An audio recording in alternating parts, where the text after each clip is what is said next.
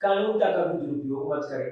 अब अगर आपको मान लीजिए कि किसी अफसर से दोस्ती हो गया, किसी अधिकारी से, तो अब आप लगे अब अपना उसमें रोटी पकाने, खिचड़ी पकाने या अपना उल्लू सीधा करने, ऐसा मत करिए। अगर ऐसा करेंगे 2 दिन 4 दिन 5 दिन करेंगे, आपकी करनी का फल आपको मिलेगा, आपका पोल खुल जाएगा। वो जिस अधिकारी, जिस पदाधिकारी जिससे आपको दोस्ती रहेगा, उनको जब ये पता चलेगा तो उनको काफी दुख होगा, काफी उनको तकलीफ होगा और उनसे आपका दोस्ती टूट जाएगा, क्योंकि वो अच्छे लोग हैं और कानून के पालन कराने वाले हैं, समाज के अच्छा चाहने वाले हैं, समाज को अच्छाई पर ले जाने वाले हैं। तभी तो वो उतना अच्छा कुर्सी पाए हैं और तभी तो वो सेवा में आए हैं, अन्यथा वो भी कुछ और कार्य करते। तो कभी भी कहीं भी कोई भी व्यक्ति अगर कोई भी कार्य कर रहा है तो उसमें नियम का पालन अवश्य करे, विधि का पालन अवश्य करे, मर्यादा का ख्याल रखे और कानून का भी ख्याल रखे। कानून आपका रखवाला है, कानून से हटकर के कोई भी कार्य नहीं करे। मैं तो भाई कानून के बारे में कुछ ना कुछ अवश्य जानकारी देता रहता हूँ, क्योंकि हमने देखा है अपने जीवन कार्य में भी, इधर उधर भी देखता रहता हूँ कि जो भी कानून का उल्लंघन करते हैं उनको भी कानून नहीं छोड़ती है, कानून उसको दंडित करके रहता है। कानून कानून है, कानून से बड़ा कोई नहीं है। जो है सो कानून है, जो है सो ईश्वर है, जो है सो आपका जीवन है। आप अपने तन और मन धन की पवित्रता का भी ख्याल रखें। कभी किसी भी प्रकार का कोई ऐसा अमानवीय हरकत ना करे जिससे आपको क्षति हो, जिससे समाज को क्षति हो। समाज है तो आप है, समाज में अच्छाई रहेंगे तो आप भी अच्छे पथ पर बढ़ते रहेंगे। समाज अगर खुशहाल है तो आप भी खुश है। अब ऐसा ना हो कि समाज में कोई अच्छा गाड़ी खरीद लिया तो आपको इससे होने लगा, ऐसा भी होता है कभी कभी। अब आपको बता दे, कुछ लोग ऐसे होते हैं समाज में कि अगर कोई अच्छा घर बना रहा है, देखो ना फल्ला घर बना रहा है, उसका तो घर बनने लगा, तुम लगेगा खींचातानी करने, सबसे बड़ा ज्ञानी हो जाएगा, दिन भर में 5 बार जाएगा अपना काम छोड़ करके और लगेगा सुझाव देने, कैसे बना रहे हैं, कहां से बना रहे हैं, ऐसे कर रहे हैं। वो इंजीनियर बन जाएगा, जानता कुछ नहीं है, लेकिन वो आपको ऐसा ऐसा सुझाव देगा जो बिल्कुल सत्य से परे होगा, यानी कि सत्य होगा ही नहीं। तो इस तरह का जो भी कुकृत करता है, जहां भी करता है, वो खुद ही शर्मिंदगी उठाता है, उसको समाज में कोई मोल नहीं रह जाता, वो कहीं मुंह दिखाने के लायक नहीं रहता। अरे भाई, जो व्यक्ति घर बना रहा है, जो व्यक्ति प्रपोजल लाया है, जो योजना बनाया है, जो रणनीति बनाया है, वो कुछ सोच के ना बनाया होगा। अगर वो आपके पास सुझाव के लिए आता है तो आप सुझाव दो, अगर वो आपके पास किसी कार्य के लिए जाता है तो जितना हो सके मदद करो। अब बिना बुलाए, बिना जाने, बिना सोचे आप जा रहे हो उसको सुझाव दें, इसका मतलब सबसे ज्यादा ज्ञानी आप ही है ना, आपसे बड़ा कोई ज्ञानी नहीं है इस धरती पर। अगर आप घर को आधे पर लेके जाएंगे, आपके पास कितना क्षमता नहीं है, वो आंक लेगा, बिन बताए ही सब समझ जाएगा, वो इतना बड़ा ज्ञानी हो जाएगा, जानता कुछ नहीं है और ज्ञानी बनने का ढोंग रचता है, इतना बड़ा ज्ञानी हो जाएगा कि मैं बता नहीं सकता हूं। चारों तरफ कहने लगेगा, छत थोड़े ढलाएगा उससे, जैसे उसी से पैसा आप लेने जा रहे हो और उसी से मांगने जा रहे हो कि वही छत ढाल देगा आपका, जैसे वही ईंट दे देगा, वही गिट्टी दे देंगे, वही आपको सरिया दे देंगे, वही मिस्त्री लेबर का खर्चा दे देंगे, सारा भैया लगता है वही कर रहे हैं, ऐसा प्रतीत करेंगे वो, ऐसा आपको सामने दर्शाएंगे, लेकिन करेंगे कुछ नहीं। अगर आप यज्ञ कहीं करने चलेंगे, महायज्ञ करने चलेंगे, तो उसमें भी 2-4 लोग ऐसे होंगे जो खड़े हो जाते हैं। ये हर युग का ये नियम है, वो टांग खींचेंगे आपका, टांग की खिंचाई करेंगे आपका, तरह तरह की ताने कसेंगे। और सुन लीजिए, बता रहे हैं, आप अगर उस यज्ञ का अगर प्रतिनिधित्व कर रहे हैं, संचालन कर रहे हैं, तो बड़ी बुद्धि विवेक से काम लेना होगा, क्योंकि उसमें होता क्या है ना कि जो आपको सामने से 1-2 लोग अपने दिखाई देंगे, वो भीतर से हो सकता है आपके विरोधी से मिले रहते हैं, वो आपको ऐसा सुझाव देंगे, ऐसा आपको बातें करने रहेंगे वहां कि आप अपने पथ से भटक जाते हैं। ऐसा नहीं करना आपको, तो इसका भी ध्यान रखना है। आंख और कान सबको खोल के रखना है और एक एक चीज पर ध्यान रखना आपको, ताकि किसी की जालबाजी, किसी की जालसाजी, किसी की साजिश, किसी का ढोंग और पाखंड आपके यज्ञ महायज्ञ या किसी कार्य में न चल सके। अब क्या करेंगे, आपको क्या करेंगे, आपके जैसा बात करेंगे, उनके सामने आपका शिकायत करेंगे, आपके सामने उनका शिकायत करेंगे, इतना कान भरेंगे, इतना कान भरेंगे बिल्कुल मंथरा की तरह। ऐसे मर्द मंथरा भी समाज में होते हैं और महिलाएं तो कुछ ना कुछ मंथरा के समान होती ही है, लेकिन मर्द मंथरा भी इस समाज में है। इसलिए ऐसे मर्द मंथरा से बचिए। जो पूरे रामायण में आपने देखा होगा, भगवान श्री राम को भी वनवास कराने पर वो इतनी आमादा हो गई कि मंथरा ने ऐसा कान भरा, ऐसा कान भरा, ऐसा उसने कार्य किया कि भगवान श्री राम को कहां जाना पड़ा, 14 साल के लिए वनवास जाना पड़ा। खैर ठीक है, वो तो प्रारंभ था। अगर भगवान श्री राम वनवास नहीं जाते तो फिर रावण का जो है सो वध नहीं होता, उतने सारे पेड़ पौधे असुरों का कल्याण नहीं होता, अब उस बीच में सबरी नहीं मिलती, बहुत तरह तरह की कहानियां और कथाएं नहीं बनते, और राम का भी इतना गुणगान नहीं होता अगर वो भी अच्छे कार्य नहीं करते तो। इसलिए आप भी अच्छा कार्य करिए राम की तरह, ताकि कोई भी कहीं भी कोई भी कार्य करता है, कहीं भी कोई भी कार्य करता है तो आपका प्रशंसा अवश्य करे और आपके कार्य से वो प्रेरणा ले, सबक ले, सीख ले और आपका कार्य उदाहरण बन जाए। ऐसा कार्य करिए। कभी कभी होता क्या है कि कुछ लोग ऐसा कार्य करेंगे कि अगर आप अच्छा कार्य करेंगे तो उसमें वो अपना ताकत दिखाने लगेंगे, वो सीनाजोरी दिखाने लगेंगे, वो बल का प्रयोग करने लगेंगे। जो बल का प्रयोग करना किसी भी अच्छे कार्य के लिए काफी हानिकारक है।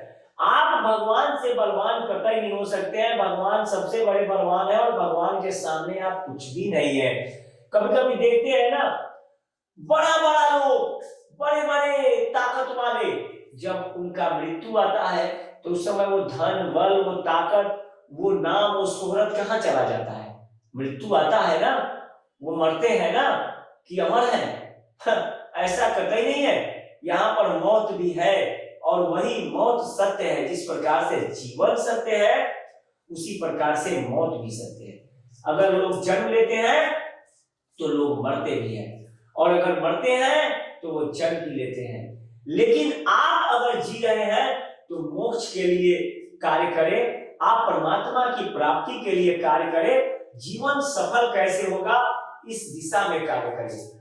आप सत्य पथ से, कानूनी ढंग से ही कार्य करें। आप अपने पथ से ना भटके, आप कानून का उल्लंघन न करें, आप अपनी मर्यादा को न तोड़े, आप धर्म पथ को न छोड़े, आप वेद पुराण के नियम का पालन करें। कोई ऐसा कार्य न करे जो आपको इस संसार में कलंकित करता हो, अपमानित कराता हो या आपके जीवन को असफल करता हो। इस तरह का कार्य ना करे, अच्छा कार्य करे, सात्विकता से करे, पवित्रता से करे, वही आपके जीवन में निखार लाएगा और आप अच्छाई पर चलेंगे। कभी कभी कुछ ठग लोग होते हैं, ठगों का दुकान आप लोग देखे होंगे। ठग लोग क्या करेंगे, बड़ा बड़ा दुकान लगा लेंगे, इतना बड़ा बड़ा दुकान लगा लेंगे कि आपको लगेगा कि बिल्कुल सच्चा आदमी है ये, और ये सबसे बड़ा हमदर्द है। वो आपका हमदर्द बन जाएंगे और लगेंगे हमदर्दी करने। उसके बाद थोड़ी देर में पता चलेगा कि वो आपसे इतना अच्छा मित्रता कर लेंगे कि आपको पता ही नहीं चलेगा कि आपको ठग रहे हैं। जब तक आपको पता चलेगा तब तक आप ठगा गए रहेंगे, आपको वो ठग लिया रहेगा और आप कहीं के नहीं रहेंगे, आपसे अच्छी अच्छी बातें करेंगे। तो इन सब चीजों को आप ध्यान रखिए कि किसी ठग के चुंगल में आप ना फंसे, किसी डाकू गुंडा मवाली के चुंगल में ना फंसे। अगर कहीं भी किसी भी प्रकार की आपको दिक्कतें उत्पन्न होता है तो अच्छे लोगों से सलाह ले। गुरु अच्छा रखिए जो आपको सत्य पथ बताए, जो आपको ठगे नहीं। गुरु ऐसा होना चाहिए जो आपको ईश्वर की भक्ति में सदा लीन करा करके आपको परमात्मा को प्राप्त करा दे, आपका जीवन सफल करा दे। ऐसा गुरु रखिए। ऐसा गुरु ना रखिए जो आपको दिन प्रतिदिन आपके जीवन को नरक की ओर ले जाए और खुद ठगे और अपना उल्लू सीधा करे, ऐसे गुरु को मत रखिए। अब बहुत सारे ऐसे भी गुरु होते हैं जो शिष्य का कल्याण चाहते हैं, कुछ ऐसे गुरु भी होते हैं जो अपना कल्याण करने लगते हैं। तो जो अपना कल्याण छोड़ के जो अपने शिष्य का कल्याण कराए वैसा गुरु होना चाहिए। गुरु का तात्पर्य जो गुरु समझेगा वही गुरु बन सकता है। गुरु के योग्य जो होगा वही गुरु होगा, जो गुरु के योग्य नहीं होगा वो गुरु कतई नहीं हो सकता। कोई खुद के कह देने से गुरु नहीं होता, गुरु का चरित्र होता है, गुरु का पात्रता होना चाहिए, गुरु में वो गुण होना चाहिए, जो गुण गुरु में होना चाहिए वो गुण वाला ही गुरु हो सकता है। अन्यथा कोई ऐसा व्यक्ति जिसको आप गुरु मान लिए हो और वो आपके कल्याण के बजाय आपको भटका रहा है, वो आपका गुरु कतई नहीं हो सकता है, वो आपका गुरु कभी नहीं होगा। वैसे लोगों की संगति आप छोड़ दे और आप अच्छा गुरु रखे जो आपके जीवन को सफल करा दे, जो आपके जीवन को सार्थक करा दे, जो आपको सत्य पथ दिखा दे, जो आपको ईश्वर से साक्षात्कार करा दे, जो आपका कल्याण कराने का चाहे, जो आपका कल्याण करा दे, वैसे गुरु को रखिए। ऐसे गुरु को मत रखिए जो अपना कल्याण कराता हो आपसे, आपको गलत गलत बातें बता करके, झूठे झूठे बातें बता करके, आपको प्रलोभन दे करके और आपको ठगी करता हो, ऐसे गुरु को आप कतई मत रखें। इसलिए गुरु ऐसा होना चाहिए जो आपका कल्याण करा दे, गुरु ऐसा होना चाहिए जो आपको परमात्मा से साक्षात्कार करा दे, गुरु ऐसा होना चाहिए जो गुण और रहस्य सारे चीजों को, एक एक तत्व को आपके सामने रख दे और आपको इस संसार की सृष्टि से लेके अंत तक, आपकी जन्म से लेकर मृत्यु तक, इस संसार की एक एक कण के बारे में, इस पूरे चराचर के बारे में आपको बारीकी से यानी कि काफी गहराई से आपको जानकारी दे दे, आपको इतिहास भूगोल पता और सारी चीज बता दे। जिसको खुद का इतिहास भूगोल मालूम नहीं है, जो खुद के बारे में नहीं जानता, ये संसार कैसे बना इसकी जानकारी जिसको नहीं है, इस संसार का अंत कैसे होगा इसकी जानकारी जिसको नहीं है, वो आपका गुरु क्या बनेगा और वो गुरु योग कैसे हो सकता है।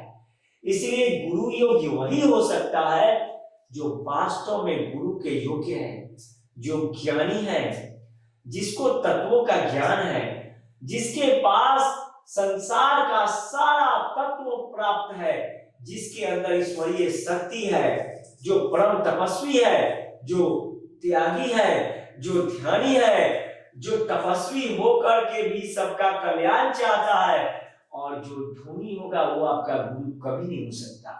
इसलिए आप गुरु अच्छे लोगों को चुने, ऐसे लोगों को गुरु ना चुने जो गुरु योग्य ना हो। आप अगर गुरु बनाते हैं तो आप सिर्फ यही सोचते हैं कि हे गुरुदेव आप मेरा कल्याण करा देंगे, हे गुरुदेव मेरे जीवन पथ में कभी कोई दुख ना होगा। आप पूजा पाठ क्यों करते हैं? आप यज्ञ महायज्ञ क्यों करते हैं? आप यज्ञ महायज्ञ में इतना मेहनत क्यों करते हैं? इसीलिए ना करते हैं कि आपका जीवन सफल हो जाए, आपकी जो रोजमर्रा की जो कष्ट है वो दूर हो जाए, और उसके बाद भी कष्ट दूर न हो और कष्ट बढ़ जाए तो क्या फायदा? आप बताओ मुझे। हाँ, कुछ लोग तो अपना फायदा सोचते हैं, कुछ लोग सोचते हैं कि चलो यज्ञ महायज्ञ में लग गए हैं तो कुछ इधर उधर हो जाना चाहिए, लेकिन उनको भोगना पड़ता है। आज नहीं कल तो भोगना पड़ेगा भाई, इधर उधर कहीं ना कहीं तो भाई, इधर से उधर, इधर से लाओ उधर देते जाओ, उधर से आओ उधर देते जाओ। तो ये सारी चीजें आपको समझना पड़ेगा, ये सारा रहस्य, ये तत्व आपको जानना पड़ेगा। आपको सुबह कब उठना चाहिए? सूर्योदय से पहले उठना चाहिए या सूर्योदय के बाद जो है सो आपको उठना चाहिए। कभी कभी तो कुछ लोग भैंस के समान सोते हैं, खर्र खर्र खर्र करते रहते हैं। अगर उनके सामने जाओ कि भाई प्रातः काल हो गए उठ जाओ, तो वो नहीं उठते हैं। अगर उनको आप कह दो कि भाई चलिए सुबह हो गया ये काम करना है, तो वो नहीं उठे। रात को बहुत योजना बना लेंगे, दिन में 2 बजे के बाद बहुत योजनाएं बनाएंगे वो, और सुबह उनके लिए सुबह होता है दोपहर में, कुछ लोगों के लिए सुबह होता है शाम में, और कुछ लोगों के लिए तो सुबह होता ही नहीं है। एक ही बार में रात हो जाता है। तो ऐसा नहीं बनिए, प्रातः काल में आप बिल्कुल आंखें खोल लीजिए, उसके बाद आप फ्रेश हो जाइए, लघु शंका शौच क्रिया से निवृत्त हो जाइए, थोड़ा सा योग करिए, शरीर कैसे स्वस्थ रहेंगे इस पर आप ध्यान दीजिए। ऐसा नाश्ता करिए, ऐसा जलपान करिए जिससे आपको शरीर को क्षति नहीं पहुंचता हो। आप जो है सो ऐसा कार्य करिए जिससे आपको दिक्कतें नहीं होता हो। अब आप ऐसा जलपान ना कर लीजिए सुबह सुबह जिससे आपका खुल जाए, समझ जाइए फिर। और उसके बाद दौड़ते रहिए, ऐसा कार्य मत करिए। अब कुछ लोग ऐसे होते हैं कि ऐसा ऐसा जलपान कर लेंगे कि उनका ओटी मजबूत नहीं रहेगा और बस रहेंगे डॉक्टर्स को कॉल करने और उसके पास दिन भर सोए रहेंगे। अरे भाई आपने जलपान क्यों किया वैसा, आपने वैसा क्यों खाया पिया?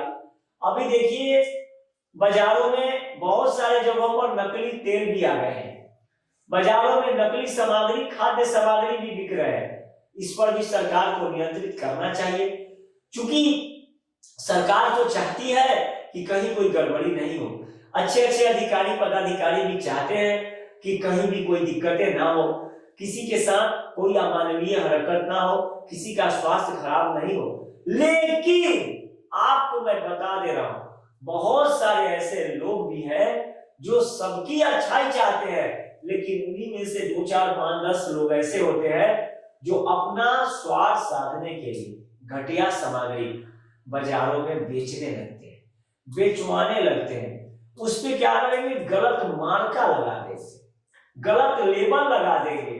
आप देखेंगे तो आपको लगेगा कि बहुत अच्छा लेबल है, अरे बहुत अच्छा नाम है, बहुत ब्रांडेड कंपनी का ये खाद्य तेल है और खाद्य सामग्री है और ये सामान है, लेकिन बाद में पता चलेगा कि भाई ये तो नकली है और ये नकली चीज हम प्रयोग कर रहे थे, इसका इस्तेमाल कर रहे थे। जब तक आपको पता चलेगा तब तक आप बिछावन पर मरण शैया तक पहुंच जाएंगे। श्री महाकाल जी अनंत दीपक जी महाराज और मंदिर कमेटी और यज्ञ कमेटी और तमाम भक्तगणों के सहयोग से सिंगेला, मोतीपुर, मुजफ्फरपुर, बिहार में संसार कल्याण में श्री 1008 रुद्र महायज्ञ और कल्याणकारी अमृतमय दिव्य प्रवचन का आयोजन होगा, जिसका प्रसारण आप लाइव तेज चैनल पर सुबह देख पाएंगे। आप संपर्क कर सकते हैं 9934811755 9471204794 पर। लाइव तेज चैनल पर यह कार्यक्रम आप देखकर लाभ ले सकते हैं।